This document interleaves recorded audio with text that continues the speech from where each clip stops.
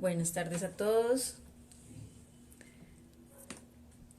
Bienvenidos. Bueno, entonces vamos a empezar. Vamos a entrar en materia de estudio. Nuestro tema de hoy es educar evitando los gritos. Digamos que este tema pues es bien importante porque creo que en este tiempo de cuarentena pues vamos a ver nuestras emociones muy como bajo presión, por decirlo de alguna forma. Y es necesario que nosotros entendamos o nos hagamos conscientes de qué está pasando con el cerebro de nuestros niños en todo este proceso.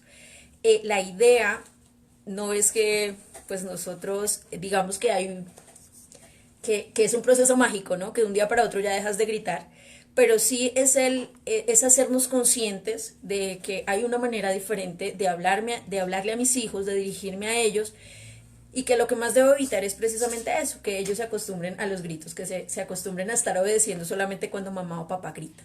¿Listo? Entonces, bueno, para empezar, quiero contarles que llevo varios años ejerciendo como pedagoga, he aprendido algunos principios del cerebro infantil y eso me ha inspirado de pronto como a compartir con muchas personas lo que he aprendido y lo beneficioso que eso puede ser para la crianza de los niños. Muchos papás pues cometemos muchos errores y principalmente por desconocimiento, ¿no? Entonces, quiero contarles que el cerebro de los niños es increíble, es maravilloso y que están aprendiendo todo el tiempo como esponjas, excepto cuando les gritan. Los gritos bloquean el cerebro infantil, bloquean el aprendizaje.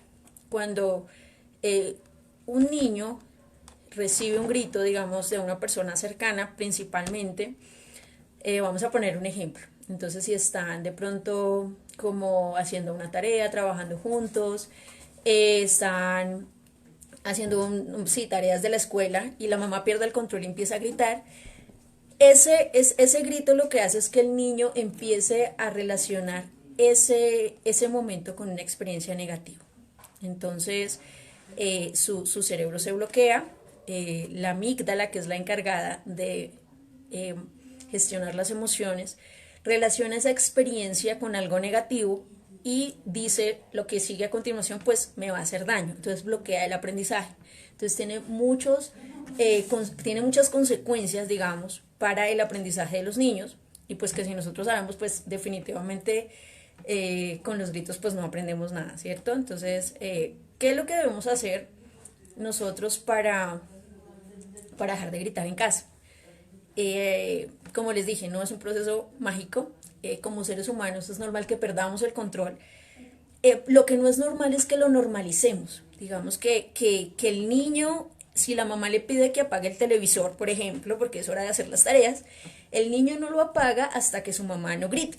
Porque él dice, ¿para qué lo apago ya? Sí, cuando mi mamá grita, pues es porque ahí sí debo hacer, ¿cierto? Y es el mayor problema de que nosotros acostumbremos a los niños a vivir en un ambiente hostil, donde estamos todo el tiempo gritando o estamos enojados o de pronto nos ponemos como, no sé, como que los niños se acostumbran a que es con gritos que funcionan las cosas en casa, ¿no?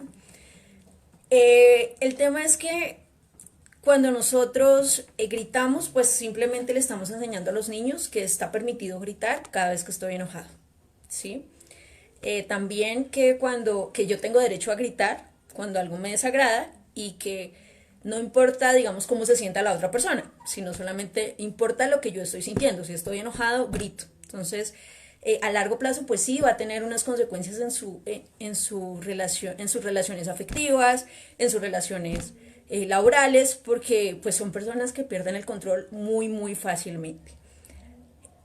La pregunta clave para ir avanzando con nuestra charla, digamos que la idea es que estemos unos 20 minutos en la charla y al finalizar tengamos tiempo para hacer algunas preguntas, de pronto algunas mamitas que nos quieran comentar o pedirnos hacernos alguna pregunta en especial con respecto al tema, pues estamos allí para responder.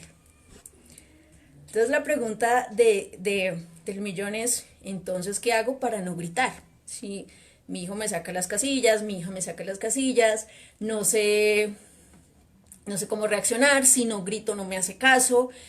¿Cómo podemos empezar a reparar esta situación para evitar esas consecuencias negativas en la vida de nuestros hijos? Entonces, lo primero que debemos hacer, papitos y mamitas y docentes que nos estén viendo, es evaluar si realmente el niño está teniendo un mal comportamiento o está realizando algo que es absolutamente normal para un niño de su edad. Vamos a poner un ejemplo para eso. Entonces, imaginemos que un niño, un bebecito de 10 meses de edad que está gateando, por ejemplo, está por toda la casa abriendo, cerrando cajones, sacando la ropa, sacando, no sé, sus cosas de aseo, bueno, por toda la casa. Para los papás, posiblemente este niño tiene un mal comportamiento, se está portando mal. Pero para el niño, él está explorando y está haciendo algo que cualquier niño de su edad haría para conocer el mundo. Entonces, en ese orden de ideas, lo primero que yo tengo que hacer es, mi hijo, si se está portando mal, o está de pronto corriendo, está saltando, está, digamos, gritando o, no sé, jugando con algo, simplemente porque es un niño y porque de esa manera se comportan los niños. Es su manera de liberar el estrés, es su manera de relacionarse con el mundo, es su manera de aprender. Entonces, lo primero que tengo que hacer es analizar si esa conducta de mi hijo pues realmente es una mala conducta o si definitivamente pues es algo pues de acuerdo a su edad. Como lo primero que tengo que hacer para saber si mi hijo se está portando mal o no es hacerme 3 preguntas claves. La primera pregunta es si ante la mala conducta mi hijo tiene todas sus necesidades, satisfechas. Entonces, si mi hijo tiene hambre, o tiene sueño, o tiene sed, o está cansado, es muy posible que él empiece a portarse mal, ¿sí? Que él empiece, porque es su manera de expresar que no se siente bien. Entonces, es una conducta totalmente normal para su edad. La segunda pregunta es si mi hijo está obteniendo mi atención, porque resulta que muchas veces, vamos a poner también otro ejemplo, mamá lleva toda la mañana trabajando o mamá lleva una hora en su celular y resulta que el bebé pues empieza a demandar su atención. Primero empieza a llamarla, después se inventa que de pronto quiere algo de comer y empieza a buscar la manera de que su mamá esté conmigo. Posiblemente no tiene hambre, no tiene frío, no tiene sueño, quiere mamá, quiere tiempo con mamá. Y eso es lo primero que tenemos que analizar. Si le he prestado suficiente atención hoy a mi hijo o pues necesita tiempo conmigo y de ahí su mala conducta. Y la tercera es saber si me estoy comunicando con mi hijo en forma sana. Entonces los papás a veces cuando estamos enojados empezamos a tener conductas hostiles con los niños, entonces les hablamos mal, les hablamos de una vez regañando, digamos que no es una conversación como amigable, sino a veces es como un interrogatorio, ¿no? Entonces, ¿qué? Ya hiciste esto, ya hiciste lo otro, mira rápido, pero corre, pero haz, pero no sé qué. No es una conversación sana o una comunicación sana y eso se termina convirtiendo en como en un interrogatorio. Entonces los niños pues explotan y empiezan a comportarse mal porque no se sienten comprendidos, o sea, no se sienten parte de la comunicación. Y también el tema de pronto que a veces los papás somos un poquito sarcásticos, ¿no? Entonces estamos como, bueno, ahora es que lo riega como siempre riega todo, por ejemplo. Ahora es que deje caer eso como siempre deja caer todo. Entonces, todo ese tipo de actitudes poco empáticas y poco comprensibles con el niño, pues empiezan a hacer que él quiera, él empiece a reaccionar de mala manera, porque finalmente pues es lo que está recibiendo. ¿Listo? Entonces, lo primero, vamos a evaluar si el niño realmente se está portando mal, si el niño no se está portando mal, sino realmente lo que está es cansado o hambriento, pues no tiene sentido que yo lo grite para calmar su comportamiento, sino al contrario, lo que debo hacer es acompañarlo y pues saciar esa necesidad o suplir esa necesidad. Lo segundo es hacerme 3 preguntas claves. La primera de ellas pues es saber si todas sus necesidades están satisfechas, si está obteniendo mi atención. Los niños necesitan atención por tiempos frecuentes, digamos que No es que yo juegue con él toda la mañana y toda la tarde voy a estar en otra cosa cuando estoy con él en casa, sino debo tener tiempos espaciados donde pueda compartir con él. Entonces, por ejemplo, en la mañana estoy con él un ratico, juego, o sea, que tenga toda mi atención, que yo lo escuche, que fuera celular, fuera televisión, y que realmente sea un tiempo de los dos, donde yo lo escucho atentamente, donde lo miro a los ojos, donde le pregunto cómo se siente o me involucro en el juego que él está haciendo, obviamente cuando él lo está guiando, ¿no? Y eso me va a ayudar. Y lo tercero es si me estoy comunicando con mi hijo de una manera saludable, de una manera sana. Bueno, el tercer punto para evitar los gritos es darle a las acciones de mi hijo el valor que realmente tienen, porque muchas veces exageramos. Entonces digamos que si mi hijo está moviendo una silla y haciendo ruido con una silla hasta el momento que me irritó, entonces de un momento a otro yo lo regaño y le doy como una, no es una consecuencia, sino como si fuera un castigo. Entonces, si sigues molestando con la silla, ya no vamos a ir al parque. Entonces, aunque la silla y el parque no tienen ninguna relación, yo normalmente actúo así es porque estoy irritada. Entonces, termino exagerando la conducta. Realmente no es tan malo que mueva la silla. Lo malo es que de pronto no me deja trabajar o no me deja concentrar y puedo darle otro manejo. Entonces, es más como, bueno, ya en este momento no muevas esa silla, voy y jugas con otra cosa porque necesito que no hagas ruido. O sea, ser muy, muy claro con el niño y muy concreto, porque a veces terminamos explotando de otra manera y diciendo cosas que nada tienen sentido con la acción del momento. Lo cuarto es que los niños necesitan pocos límites y muy, muy claros. Y no siempre los mismos límites. A eso me refiero. Hay situaciones particulares donde yo le tengo que dar a mi hijo indicaciones precisas. Si vamos a ir a una fiesta, por ejemplo, entonces no puedo esperar que él sepa cómo debe comportarse, sino yo debo prepararlo. No es una lista de 20 límites, pero sí por lo menos 4 o 5 límites muy, muy claros. Entonces, eh,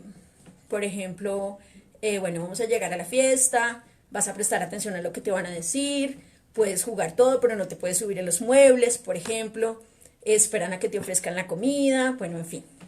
Entonces, como que todo eso hace que podamos, o sea, que él sepa realmente qué es lo que esperamos de él y no que se convierta en que ya en la fiesta yo diciendo, pero no te subas, pero no hagas, pero bájate, pero ¿por qué estás pidiendo? ¿Pero por qué estás haciendo? Cuando yo no lo preparé. Entonces, los niños necesitan límites claros, concretos, sin cantaleta, digamos que es mucho mejor decir al niño, recoge los juguetes porque si no, no puedo jugar contigo. Y evidentemente, porque si yo lo recojo sola, pues voy a tener que estar haciendo la cena, por ejemplo. Entonces mi hijo va a saber que si él no me ayuda a recoger los juguetes o él no recoge sus juguetes, pues va a perder el tiempo de juego que tenemos los dos. Es diferente a una consecuencia de un límite que ya establecí.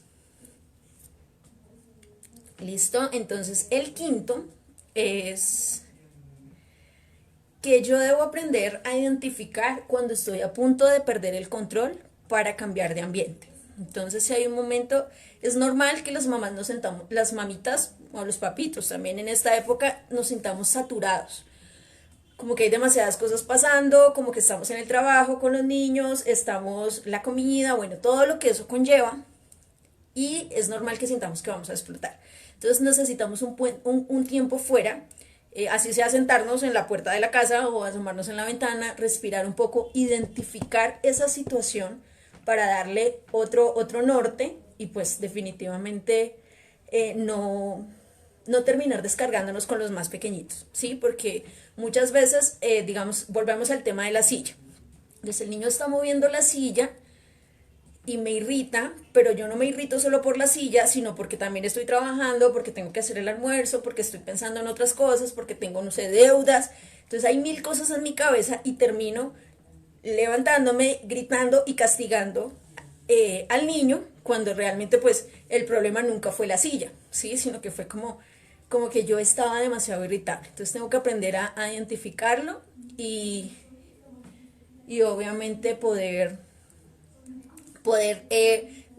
darme ese tiempo fuera para poder respirar y eso nace de que yo aprendo a identificar cuando estoy a punto de perder el control, como que respirar y en este momento estoy enojada, los niños lo entienden perfectamente, que yo le diga, mi amor, ahorita no, estoy cansada, necesito un tiempo para mí, los niños lo van a entender perfecto y le vamos a enseñar a él que él aprenda a medirse cuando está enojado, cuando está frustrado, cuando tiene hambre, bueno, él empieza a medirse y como que dice, si reacciono ahorita no lo voy a hacer de la mejor manera. Entonces es una muy buena estrategia. La sexta es que las consecuencias a sus actos deben ser consecuencias lógicas. Los niños aprenden más de consecuencias que de castigos. Digamos que muchas veces, no sé, el niño le pega a su hermanito y lo mandan castigado. Entonces ya no puede, vete para tu cuarto. Es posible que de ese castigo no aprenda mucho, simplemente que la próxima vez le tiene que pegar a su hermano a escondidas para que nadie lo castigue. A diferencia de que si su hermano no quiere jugar con él después y yo le digo, ves, no quiere jugar contigo porque tú fuiste brusco con él. Entonces, esa consecuencia es la que realmente deja un aprendizaje. Entonces, todos nuestros actos, buenos o malos, tienen una consecuencia. Y mi papel muchas veces es ayudarle al niño a reflexionar cuál es esa consecuencia y cuál... y obviamente, ¿para qué cambiaría yo para no volver a obtener la misma consecuencia? Voy a compartir aquí nuevamente el enlace, un momento, del grupo para unas personas que se quieren conectar.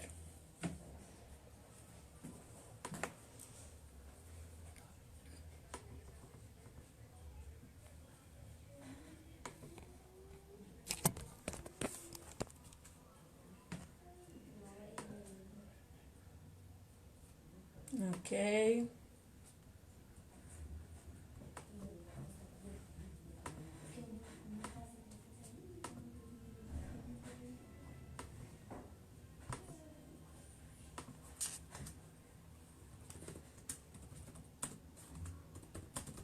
Perfecto. Entonces, las consecuencias deben ser lógicas según sus actos. Para esto les quiero, para aclarar un poquito el tema de las consecuencias, les quiero contar una pequeña, o dar un pequeño ejemplo. Digamos, por ejemplo, si el niño, tú le dices, van a servir el almuerzo y el postre está allí, el niño quiere comer el postre ya, y mamá le dice, si comes el postre ahora, después del almuerzo no va a haber postre para ti. Y el niño insiste, insiste, insiste, insiste y se come el postre aun cuando sus papás no están de acuerdo. Después del almuerzo, muchos adultos dirían como es pequeñito, pobrecito, todos estamos comiendo postre y él no. Entonces, pues definitivamente van a dañar todo el tema de la consecuencia que el niño está viviendo, porque él va a entender que simplemente llorando pues va a conseguir lo que quiere.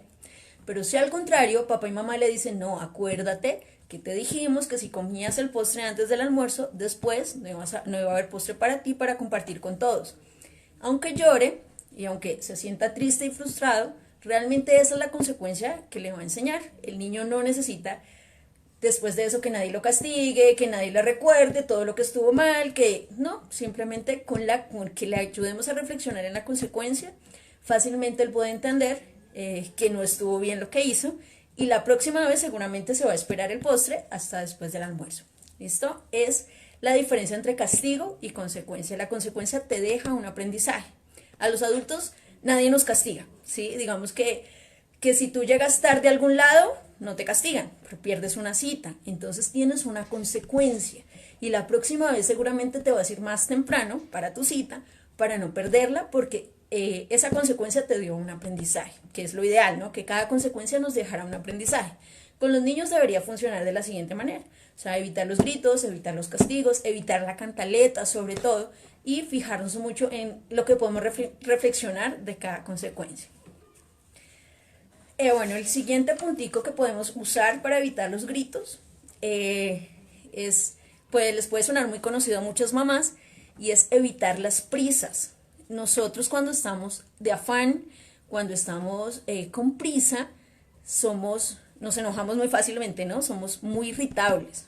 Y es muy común que en la mañana, si el niño tiene que ir al colegio, no quiere desayunar, no se quiere vestir rápido, y empezamos nosotros a gritar, porque por alguna manera creemos que si gritamos, las personas van a hacer las cosas más rápido, ¿no? Entonces, ¿qué podemos hacer para evitar todo eso? Bueno, pues programarnos.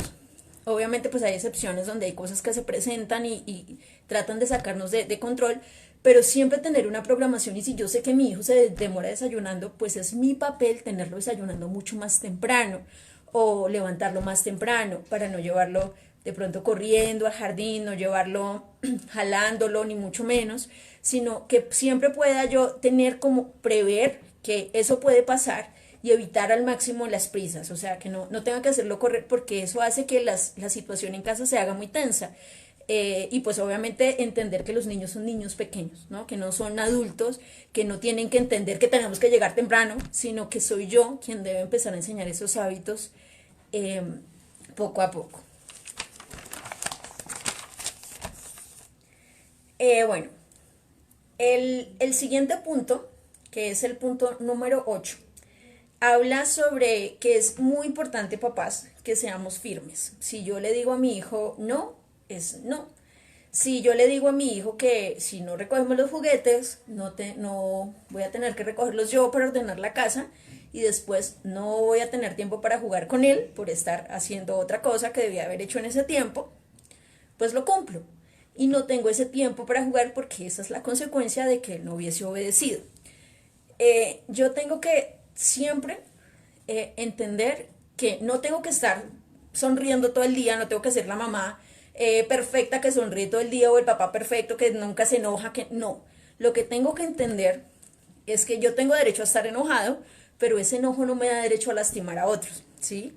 Ese es un límite que yo tengo que enseñar en casa, tanto a mis hijos como, como pues obviamente con mi ejemplo para que ellos también lo puedan entender, para que ellos lo puedan replicar. O sea, estás enojado, pues estar enojado porque el enojo es una emoción totalmente normal, pero eso no te da derecho a gritar, a patalear, a humillar, bueno. Entonces, eso es lo más importante que tenemos que aprender en este proceso.